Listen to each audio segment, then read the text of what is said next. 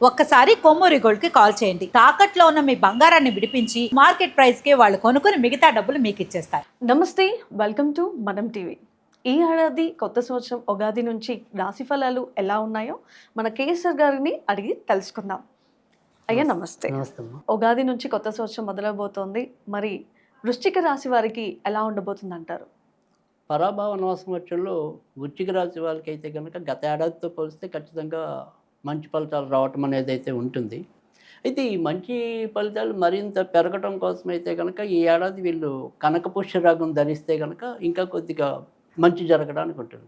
అయితే ఏ విషయాల్లో మంచి జరగడానికి ఉంది, ఎక్కడైనా ఇబ్బంది పడితే కనుక ఈ సంవత్సరం ఎక్కడ ఇబ్బంది పడవచ్చు అనేది కనుక చూసుకున్నట్టయితే కనుక గత 2.5 ఏళ్ళుగా వీళ్ళు ఏదైనా సరే వృత్తి ఉద్యోగాల్లో ఒత్తిడి ఎక్కువ పడుతూ ఉండటం, దానికి తగినంత ఆదాయం లేకపోవటం, లేదా ఉద్యోగ ప్రయత్నాల్లో ఉన్న వాళ్ళకి వెంటనే ఆ ఉద్యోగ ప్రయత్నాలు సఫలీకృతం కాలేకపోవటం, ఇంట్లో కూడా ఎప్పుడు ఏదో రకమైన డిస్టర్బెన్స్, అంటే అమ్మకు బాగుంటే నాన్నకు బాగుండకపోవటం, నాన్నకు బాగుంటే అమ్మకు బాగుండకపోవటం, లేదా భార్యాభర్తల మధ్య సఖ్యత దెబ్బతినటం, ఇలా ఒక రకమైన మానసిక ఒత్తిళ్లతో ముందుకెళ్ళటం అనేది గత 2.5 ఏళ్ళుగా కొద్దిగా వృశ్చిక రాశి వాళ్ళు ఎక్కువ ఎదుర్కోవటం అనేది ఉంది.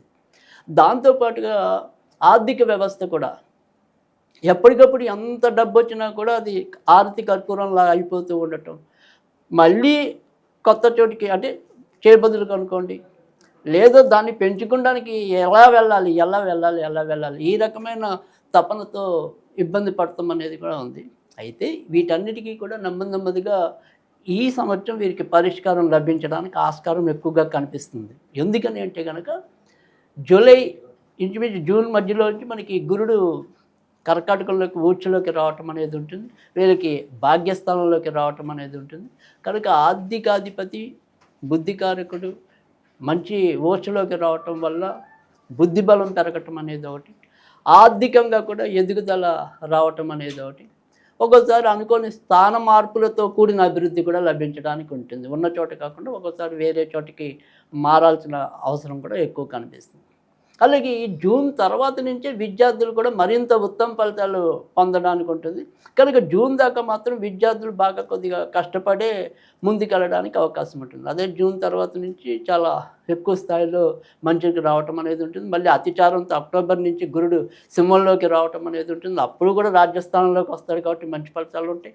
కనుక ఎలా చూసుకున్నప్పటికీ కూడా వృశ్చిక రాశి వాళ్ళకి గతంలో ఎదుర్కొంటున్న సమస్యల నుంచి ఒక్కొక్కటి ముందుకు రావటం అనేది అయితే కనుక తప్పకుండా కనిపిస్తుంది.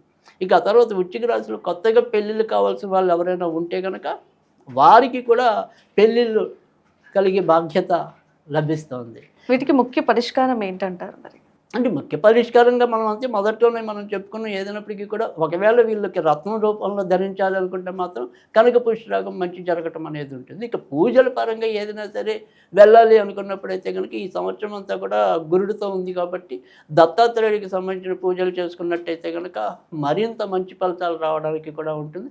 కనుక ఏదైనా సరే ఎప్పుడైనా సరే వీళ్ళు లేదా దత్తాత్రేయుడు కాకపోతే వీళ్ళు ఎవరు గురువు అనుకుంటే వాళ్ళు, అంటే కొంతమందికి బాబా గురువు ఉండొచ్చు, కొంతమందికి దత్తాత్రేయుడు ఉండొచ్చు, కొంతమందికి శివుడు ఉండొచ్చు, కొంతమందికి వెంకటేశ్వర స్వామి ఉండొచ్చు. బట్ వాళ్ళు ఎవరు ఏ గురువు అని అనుకుంటే ఆ గురువుని పూజించడం వల్ల కూడా అభివృద్ధి పెరగటం అనేది. ఇవన్నీ ఎప్పుడు చేయాలి, ఎలా చేయాలి? అంటే ఎప్పుడైనా సరే గురువారం పూట మనం ఎక్కువగా గురువుకి సంబంధించిన పూజలు ఎప్పుడు కూడా గురువారం నాడు చేసుకున్నట్టయితే కనుక మరిన్ని మంచి ఫలితాలు రావడానికి ఉంటుంది. ఓకే, మీరు అన్నట్టు కనక పుష్కం అన్నారు, దాని గురించి ఆ పరిష్కారం గురించి ప్రాసెస్ ఎలా ఉండొచ్చు? రైట్, కనక పుష్యరాగం అనేది ఖచ్చితంగా మనం పెట్టుకున్నప్పుడు అంటే వేలుకు పెట్టుకున్నట్టయితే కనుక కుడి చేతి చూపుడు వేలుకు పెట్టుకోవటం అనేది పద్ధతి. కాకపోతే మనం చెప్తున్నది ఏంటంటే కనుక ఏదైనప్పటికీ కూడా ఇది వేలికి కన్నా కూడా ఎవరైనా సరే లాకెట్ రూపంలో ధరించడం వల్ల కూడా మరింత మంచి జరుగుతుంది. అంటే చాలామందికి ఏంటంటే ఒక అపనమ్మకం అనుకోండి, లేదా అందరూ చేస్తున్నది అదే కాబట్టి ఎక్కువగా వేలికి ధరించడం అనేది ఉంటుంది. కానీ నిజానికి ఏంటంటే రత్నం అనేది లాకెట్లో పెట్టుకున్నా కూడా ఇంకా ఎక్కువ మంచి ఫలితాలు రావడానికి ఉంటుంది. పైగా చేతికి పెట్టుకున్నప్పుడు ఏంటంటే ఇలా మనం కలుపుతూ ఉంటాం, ఒక్కోసారి అవి బ్రేక్ అవుతూ ఉండొచ్చు ఎక్కడైనా సరే. సో లాకెట్లో అయితే కనుక ఇంకొద్దిగా దాని యొక్క లాంగివిటీ మరింత ఉండడానికి కూడా అవకాశం ఎక్కువ ఉంటుంది. అయితే దీన్ని అలా ఎప్పుడైనా సరే పెట్టాలనుకున్నప్పుడు గురువారం నాడు పెట్టాలి, కుడి చేతి చూపుడు వేలుకు పెట్టాలి, శివుడికి పూజ చేసి పెట్టుకోవాలి. చూశారు కదా, ప్రతి రాశి వారికి పరిష్కారానికి కూడా గురుగారు చెప్పినట్టుగా పాటిస్తే మంచి ఫలితాలని మనం సాధించవచ్చు. చూస్తూనే ఉండండి మనం టీవీ.